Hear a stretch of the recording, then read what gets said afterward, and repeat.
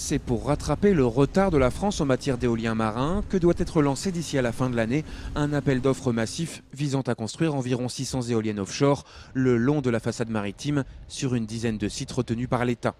Il y a un mois, une lettre de Nicolas Sarkozy à Philippe de Villiers excluait le site de l'Île-Dieu, conformément d'ailleurs aux vœux de l'ancien président du Conseil général, vent debout contre ce projet dénaturant selon lui le paysage.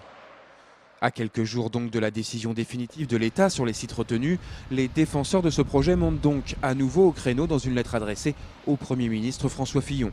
Au total, 32 signataires, des élus comme Jacques Auxiette ou le député Louis Guédon, des responsables d'associations ou encore des décideurs économiques.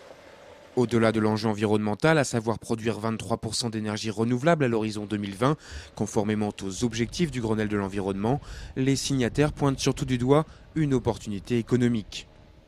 L'île-Dieu n'est pas qu'une belle carte postale du mois de juillet et du mois d'août. Pour vivre à l'île-Dieu, nous cherchons à maintenir les emplois à l'année.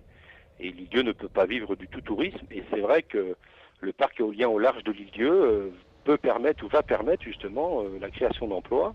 Et c'est très important pour l'économie locale, bien évidemment.